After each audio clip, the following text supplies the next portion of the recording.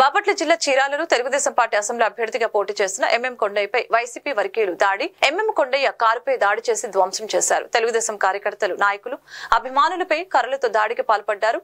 సంఘటన స్థలానికి చేరుకుని పరిస్థితిని అదుపులోకి తీసుకువచ్చిన పోలీసులు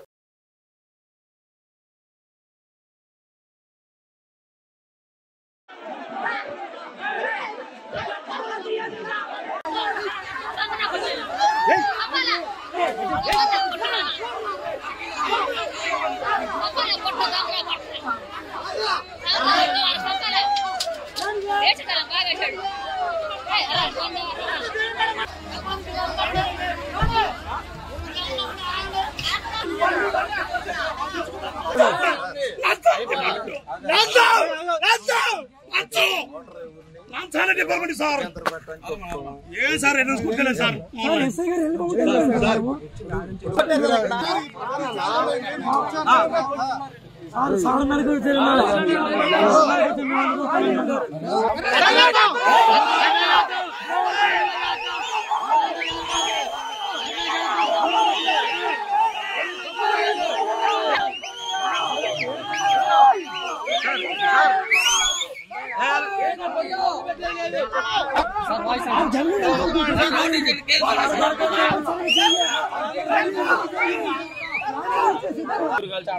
టిఫిన్ తెప్పిస్తాను ఫోన్ చేశారు.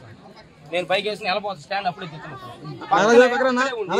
గాంధీ తాగుతా పచ్చిగా బూత్ పక్కన గాంధీ తాగుతా అంతసేపు పోలీసు ఇక్కడ రావాలా?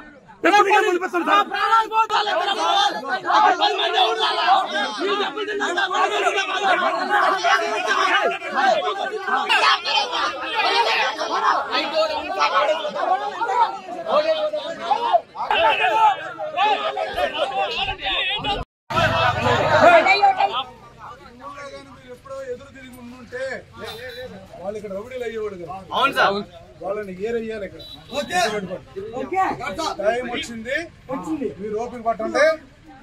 వాళ్ళు ఈ ఊర్లో ఉండాలా మీరు ఉండాలా డిసైడ్ అవుతారు.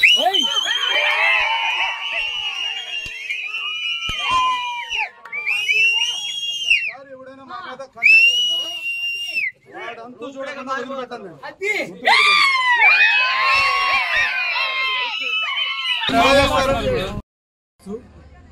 గమనిసీను అండ్ సీదరమైన రవి సీను వాళ్ళందరూ కూడా కలిసి బెదిరిస్తున్నారు.